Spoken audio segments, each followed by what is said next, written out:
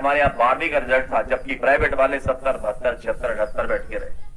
ये बदलाव आया क्योंकि जनता ने एक ईमानदार सरकार को चुना। उन्होंने जात पात नहीं देखी, उन्होंने धर्म नहीं देखा, उन्होंने देखा मेरे बच्चे का भविष्य कहां पर है, कौन सरकार मेरे बच्चे का भविष्य बना सकती है, मेरा भविष्य बना सकती है, मेरे क्षेत्र को सुधार सकती है और मेरी दिशा को बदल सकती है, मेरे घर की आर्थिक स्थिति को बदल सकती है। आर्थिक स्थिति बदली लोगों की, लोगों के अच्छे मकान बने, क्योंकि दिल्ली में बिजली 24 घंटे मिलती है और मुफ्त बिजली मिलती है। 200 यूनिट तक मुफ्त बिजली मिलती है, 400 यूनिट तक बिजली हाफ मिलती है। ये सब करके दिखाया अरविंद केजरीवाल ने। हमारे यहां पर 20,000 लीटर तक पानी हर घर को मुफ्त मिलता है, नल से उनके घर में साफ सुथरा पानी पहुंचता है।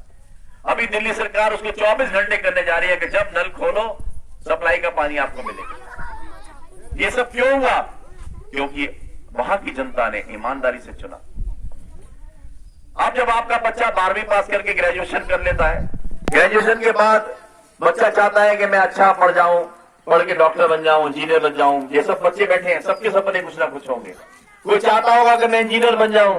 क्यों बच्चे क्या चाहते हैं जिंदगी में बनना? शर्माना मत, जो शर्माता है कुछ नहीं कर पाता। बताओ बोलो, बोल।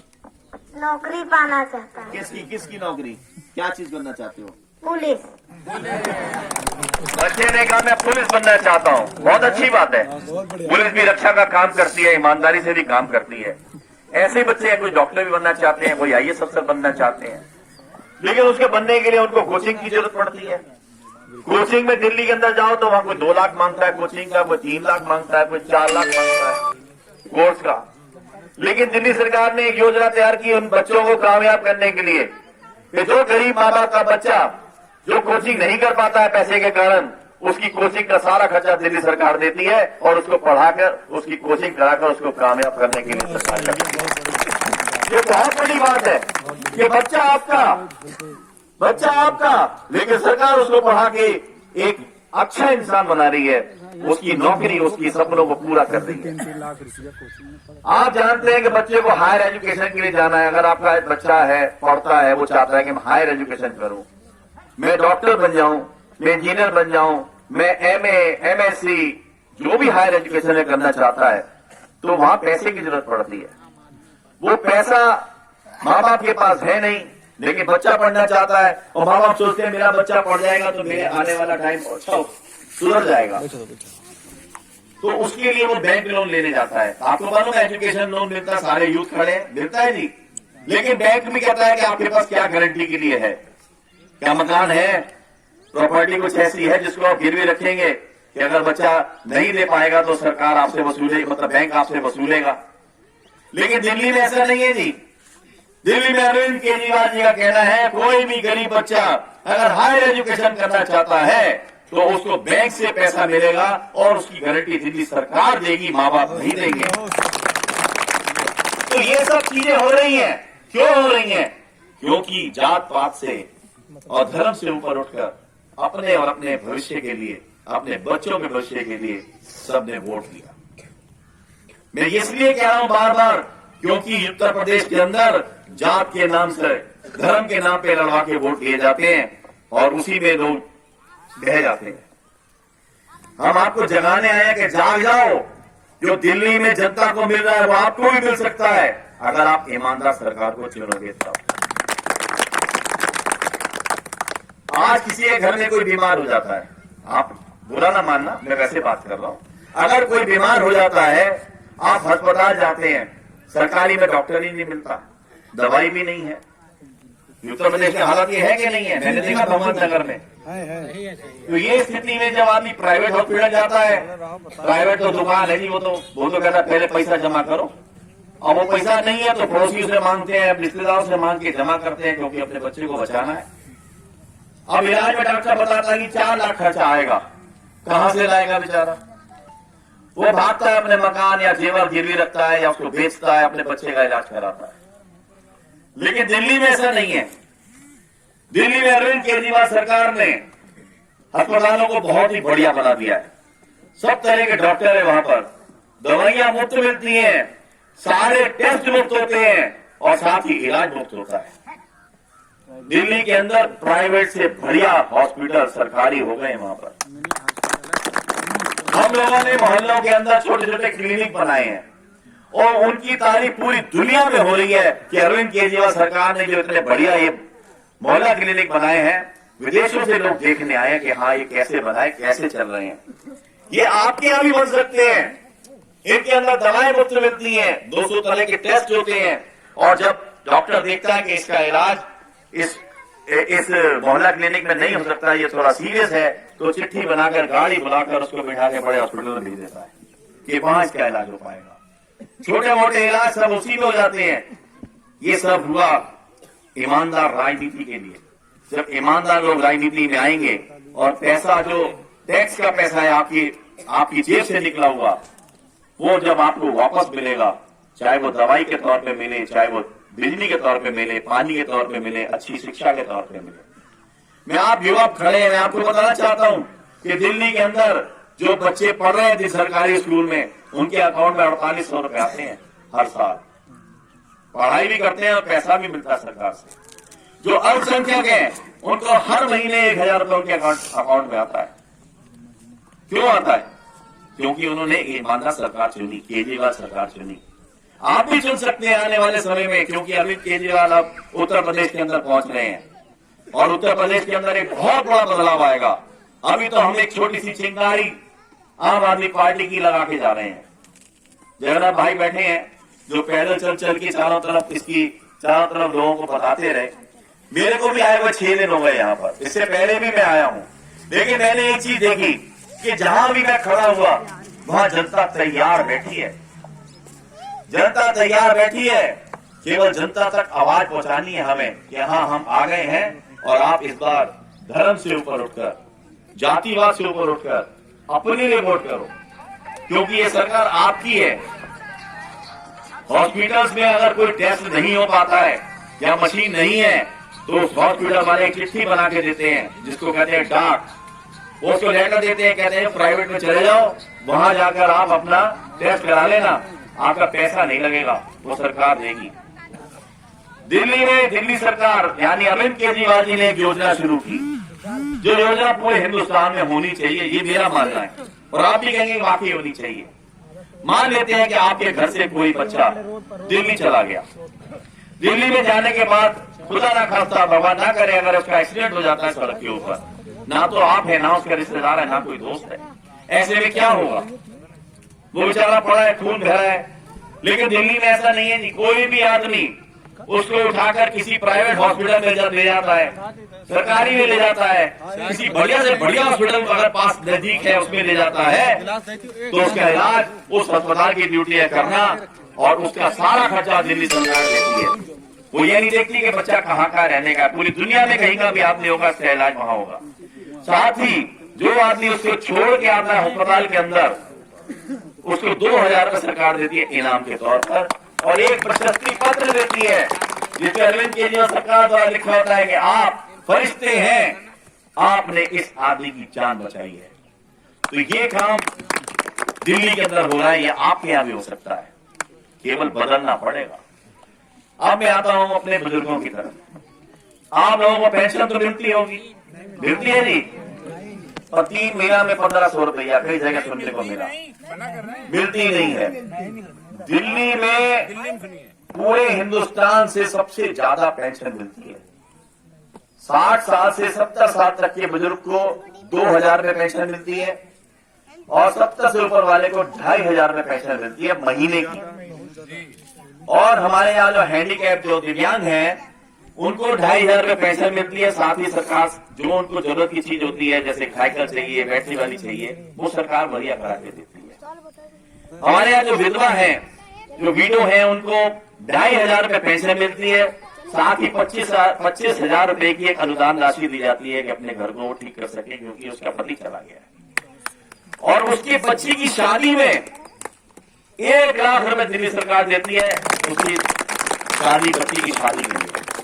तो ये कहीं भी सुनने को भी नहीं मिलता है जो हो रहा है।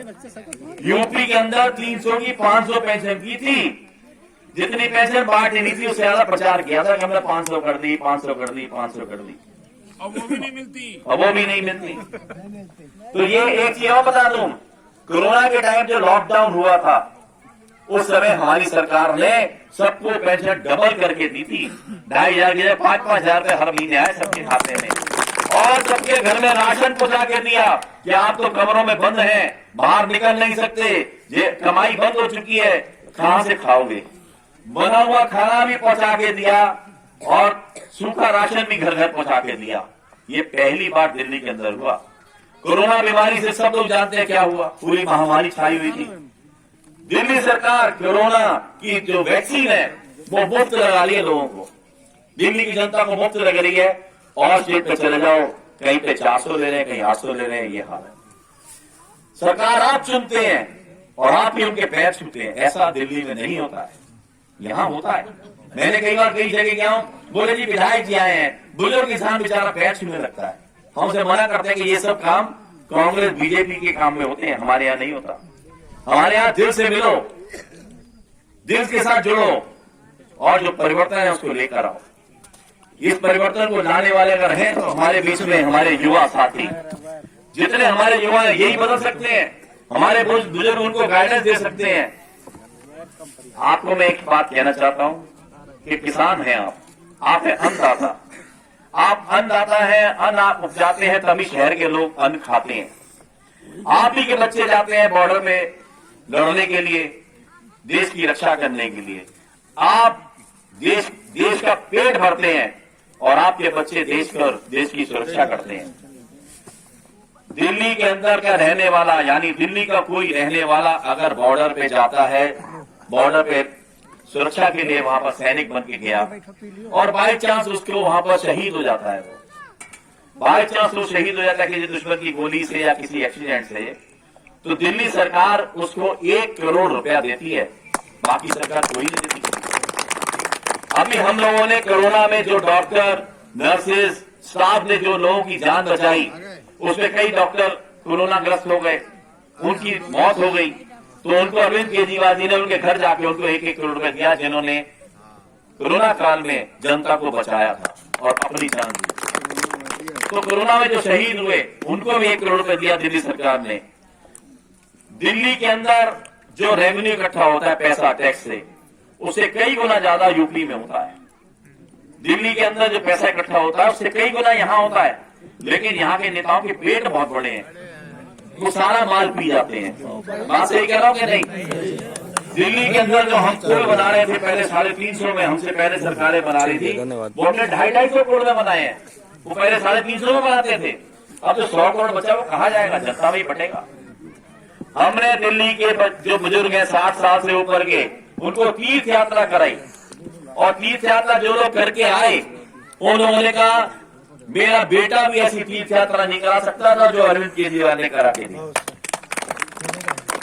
घर से जब वो चले, उनके घर के बाहर से बस आई, एसी बस में उनको बैठाया गया और बकायदा स्टेशन ले जाया गया। स्टेशन पे राजधानी जैसी सुंदर गाड़ी खड़ी थी जिसमें वो बैठे, उनको अंदर खाना, नाश्ता, पानी सब मिला। जब वो तीर्थ स्थान वाले स्थान पर पहुंचते हैं तो वहां पर भी उनको एसी बस लेने के लिए खड़ी है। वो एसी बस ले जाकर जो होटल है जिसमें रखती है वो भी एयर कंडीशन होटल है जिसमें वो बढ़िया से रहे और बढ़िया खाना मिला। 3 स्टार 5 स्टार होटल है, 3 स्टार से ऊपर के होटल है। फिर उनको तीर्थ यात्रा कराई गई। तीर्थ यात्रा के बाद जब वो वापस लौट के अपने घर पहुंचे तो उनको बकायदा बस से घर तक छोड़ा गया और साथ में गिफ्ट दी गई कि केजरीवाल सरकार ने आपके लिए सब चीज है। कई बुजुर्गों का कहना है कि जी श्रवण कुमार अगर है तो अरविंद केजरीवाल है, जिसने दिल्ली के गरीब बुजुर्ग जो अपनी जिंदगी, वो बुजुर्ग जो अपनी जिंदगी भर पैसा कमा के अपने बच्चों को पालते रहे और कभी तीर्थ यात्रा करने नहीं जा पाए, केजरीवाल सरकार और केजरीवाल ही है जिसने इतना बड़ा काम करके दिखाया। उन बुजुर्गों को तीर्थ यात्रा कराई जो जिंदगी में सोच भी नहीं सकते थे कि मैं तीर्थ यात्रा में जा सकता हूं। आज स्थिति ऐसी है कि हमारे संजय सिंह जी जो इस समय उत्तर प्रदेश के प्रभारी भी हैं, हमारे सांसद भी हैं, जब वो सच्चाई की आवाज संसद में उठाते हैं, जब वो दहाड़ते हैं वहां पर, तो देश का प्रधानमंत्री भी अपनी जगह छोड़ के भाग जाता है, क्योंकि सच्चाई की आवाज के आगे झूठ के पैर कभी नहीं टिकते। झूठ हमेशा आपके सामने अच्छा जरूर लगेगा, लेकिन छोड़ के भाग जाएगा। संजय सिंह जी ने संसद के अंदर हर आदमी की आवाज को उठाया, हर गरीब की आवाज को उठाया, लेकिन वहां संख्या हमारी कम है। लेकिन उसके बावजूद भी संसद में अगर कोई आवाज उठाने वाला आदमी है तो संजय सिंह है और बाकी कोई नहीं है। संजय सिंह जी पूरी ताकत के साथ लगे हैं कि उत्तर प्रदेश के अंदर एक बदलाव आए। मेरी भी बड़ी इच्छा है कि उत्तर प्रदेश में बहुत बड़ा बदलाव आए, क्योंकि मैं भी उत्तर प्रदेश का रहने वाला हूं, चाहे दिल्ली से मैं विधायक हूं। मैं आगरा का रहने वाला हूं, आगरा कॉलेज से मैंने ग्रेजुएशन किया, और मेरी भी इच्छा है कि उत्तर प्रदेश में बदलाव आए। क्योंकि जब मैं आगरा अपने घर जाता हूं, जिसमें पहले रहता था, उसकी स्थिति देख के मुझे रोना आता है कि मैं विधायक होकर इतनी सुंदर गलियां बनवा रहा हूं, इतना सब कुछ काम कर रहा हूं, मेरे इतना बुरा हाल है। टॉयलेट भी रोड पे बह रही है, सीवर लाइनें बंद पड़ी है, कुछ काम ही नहीं कर रहा, पानी नहीं होता वहां पर। हमारे वहां पर 24 घंटे पानी देने जा रहे हैं दिल्ली के अंदर हम लोग। तो ये स्थिति है, जबकि दिल्ली में पानी अपना नहीं है, कुछ यूपी से मिलता है, कुछ हरियाणा से मिलता है। वहां भी यहाँ योगी सरकार है, वह कट्टर सरकार है, जब कोई दिक्कत होती है पानी बंद कर देते हैं हमारा।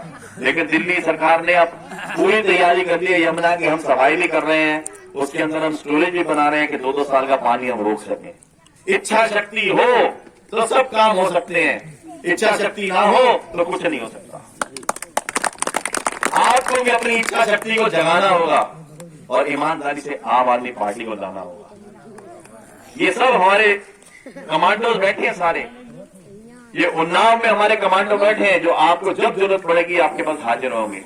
हमारे अरविंद जी बैठे हैं, महेंद्र जी बैठे हैं, निगम साहब बैठे हैं, और हमारी महिला टीम बैठी है। हमारे विजय जी लखनऊ से आते हैं, वैसे तो भगवंत नगर रहते हैं, और उपाध्याय जी, ऐसे बहुत बड़ी टीम है। ये टीम आप जब कहोगे आपके पास हाजिर होगी। हमारे युवा में देखो, ये हमारे युवा साथी हर्षित बैठे हैं, और अकमल भाई बैठे हैं, और हमारे शुक्ला जी, ये सारी टीम मेरे साथ लगी हुई है। हमारे अल्पसंख्यक वाले बैठे हैं सारे। तो ये सारा बदलाव ऐसे नहीं आएगा, अब मैं आके बदल दूंगा ऐसा कभी नहीं हो सकता। बदलोगे आप ही। आपकी ये उंगली को जानते हो ना, ये उंगली हर जगह की जा सकती है। कोई काम ना करे तो उसको उंगली कर देते हैं। ये उंगली आपके भविष्य को बदल सकती है अगर इस उंगली का प्रयोग ढंग से करें, ईमानदारी से उस वोट को अपने ईमानदारी से वोट के ईमानदार आदमी को दें।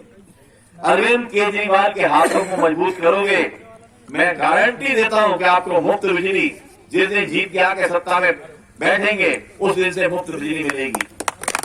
आपके बच्चों के भविष्य के लिए थोड़ा समय लग सकता है स्कूलों को ठीक करने में, क्योंकि व्यवस्था बहुत खराब की हुई है यहाँ पर।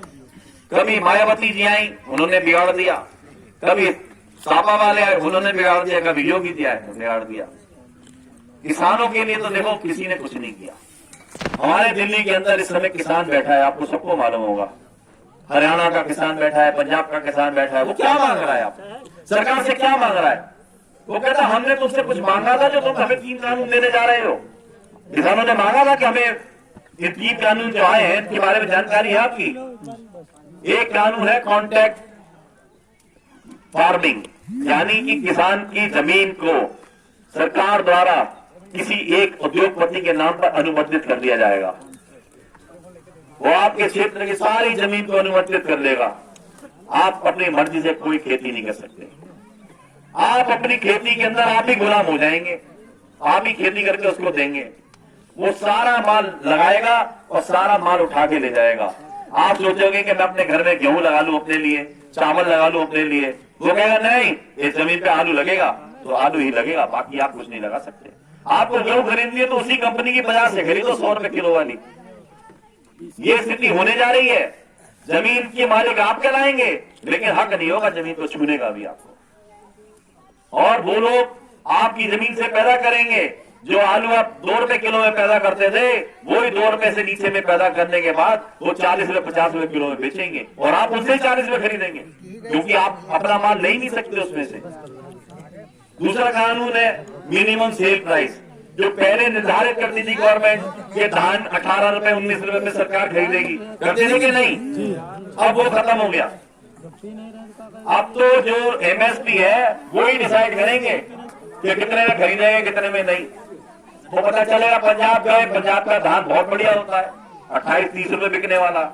वहां कहेंगे कि हम खरीदेंगे, हमें बिहार से 10 रुपए मिल रहा है, यूपी से 9 रुपए मिल रहा है, 9 रुपए में दोगे कि नहीं दोगे? वो कहीं कहां बेचने जाएगा? बेचना तो उन्हीं के पास है, उसको भी सरकार तो ले नहीं रही। तो इसीलिए परेशान है किसान कि हमने तो मांगा नहीं था, हमें दे क्यों रहे हो? हमें नहीं चाहिए एमएसपी, हमें नहीं चाहिए कॉन्ट्रैक्ट फार्मिंग। और तीसरा है जमाखोरी।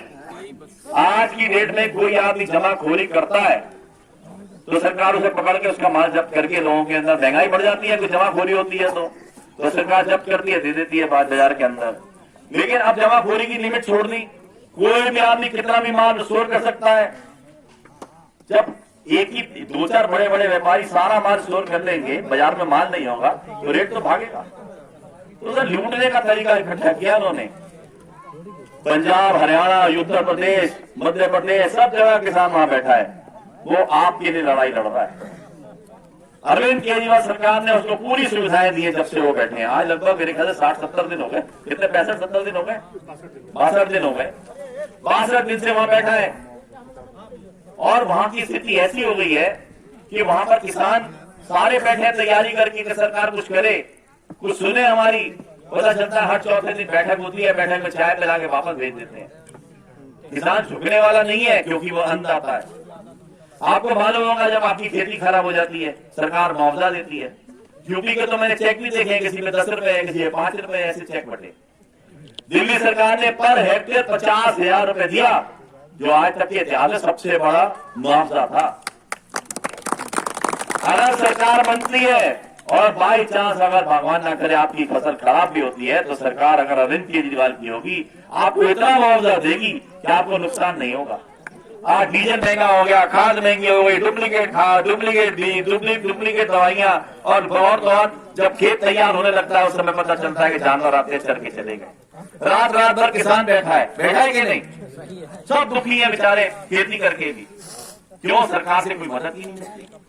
कभी नहरों में पानी बंद कर दिया जाता है, ये स्थिति है। तो ये सब बदलाव लाना है तो आप सबको तैयार होना पड़ेगा, आपको अपने तैयार होना पड़ेगा और आपको कसम खानी पड़ेगी कि मैं अपने जैसे 10 आदमी या 20 आदमी को तैयार करूं और अब 20 फैमिली तैयार होंगी और धीरे धीरे धीरे धीरे ये आम आदमी का कुनवा बड़ा होगा और एक बहुत बड़ा बदलाव आएगा और उत्तर प्रदेश पूरा बदल जाएगा। मुझे पूरी उम्मीद है कि आप जैसे लोग जो हैं इसमें जरूर आगे बढ़ के इस काम को करेंगे। इसी के साथ अपनी वाणी को विराम देता हूं और मेरे युवा साथी सब बैठे हैं, मैं चाहूंगा एक बार जोरदार नारा होना चाहिए, भारत माता की आवाज में दम नहीं है तब मैं अकेला आवाज लगा दूंगा। भारत माता की, भारत माता की, इंकलाब जिंदाबाद, इंकलाब जिंदाबाद। इंकलाब लेके आना है और इंकलाब मतलब बदलाव। ये बदलाव आएगा, आप खुद कहोगे कि हाँ एक ऐसी सरकार आई जिसने